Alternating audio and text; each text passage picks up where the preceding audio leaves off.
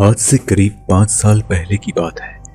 मैं अपने परिवार के साथ मुंबई से पुणे जा रहा था। रात का समय था। जल्दी पहुंचने के लिए हमने एक शॉर्टकट के रास्ते से जाना ज्यादा सही समझा। उस रास्ते से हम पहले कभी नहीं गए, इसलिए मैंने गूगल मैप्स की मदद से उस रास्ते का पता लगाया। वहां पहुंचने पर हमें एक नो एंट्री का बोर्ड दिखाई दिया, पर हमने उस पर कोई ज्यादा ध्यान नहीं दिया।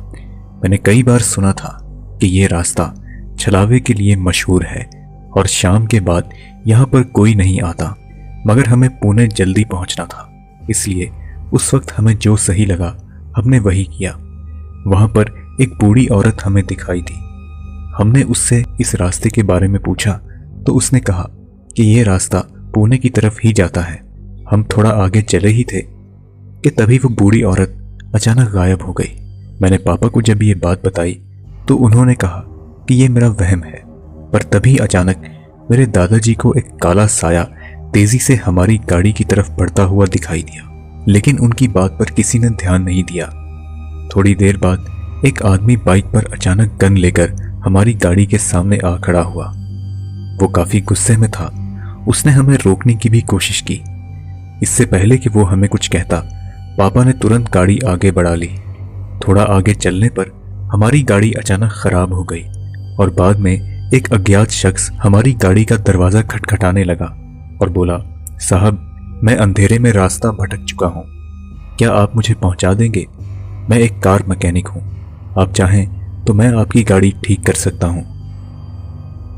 गाड़ी ठीक करने के बाद पापा ने उसे हमारी गाड़ी की पिछली सीट पर बैठा दिया। रास्ते में वो हमसे कहने लगा, साहब, ये रास्ता छलावे के लिए मशहूर है। यहाँ से रात के वक्त गुजरने पर कई लोगों की मौतें हुई हैं। वो छलावा किसी भी मृत व्यक्ति का रूप लेकर यहाँ से गुजरने वाले लोगों को भटका देता है और बाद में उन्हें मार डालता है। शुक्र है कि आप उस मोटरसाइकिल पर सवार उस आदमी से बच गए।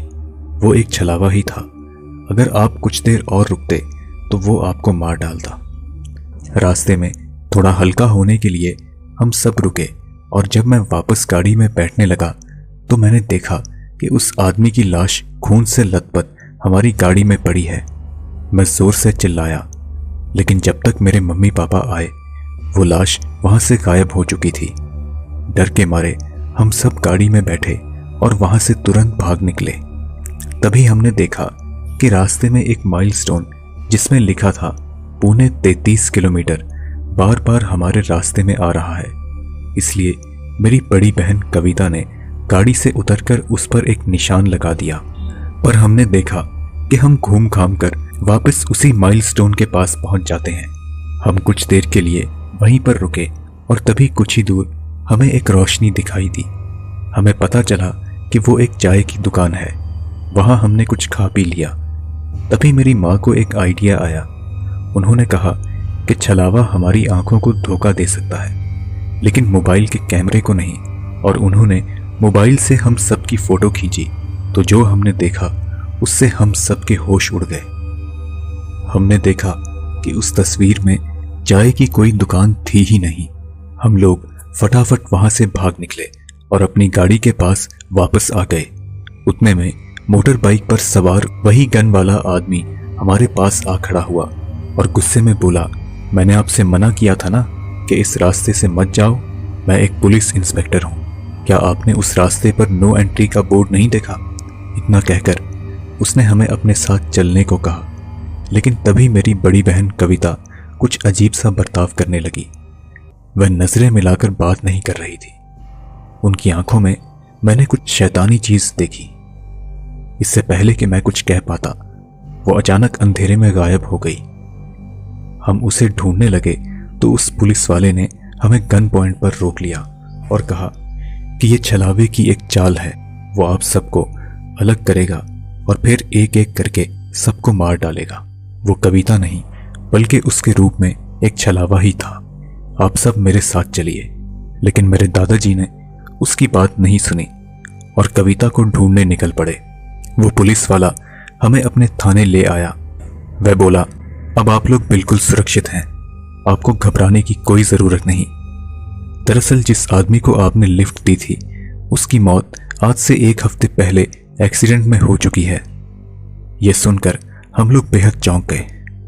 तभी हमने दादाजी को वहां आते हुए देखा, लेकिन उनका बर्ताव देखकर हम सबको कुछ अजीब लगा। कविता की तरह वह भी हमसे आंखें मिलाकर बात नहीं कर रहे थे। हमने फटाफट दरवाजा बंद कर दिया और मम्मी ने मोबाइल फोन से जब दादाजी की तस्वीर निकाली तो देखा उस तस्वीर में कोई नहीं था। हम तुरंत समझ गए कि अब छलावे ने दादाजी का रूप ले लिया है। उतने में कविता भी हमें ढूंढते हुए हमारे पास आ पहुंची। शुक्र की बात यह थी कि वो बिल्कुल सही सलामत थी। उसने कहा कि जब हम लोग चाय की दुकान से भाग रहे थे तब वह अचानक अंधेरे में रास्ता भटक चुकी थी और किसी तरह हमें ढूंढते हुए हमारे पास आ पहुंची। अगली सुबह उस पुलिस वाले की मदद से हम वहां से निकलने में कामयाब रहे, लेकिन उस माइलस्टोन के पास जहां हमारी गाड़ी खड़ी थी वहां हमें दादाजी की लाश मिली। इस हादसे में मैंने अपने दादाजी को खो दिया। साथ ही साथ जिस पुलिस वाले ने बचने में हमारी मदद की थी उसको बाद में फिर कभी नहीं देखा गया।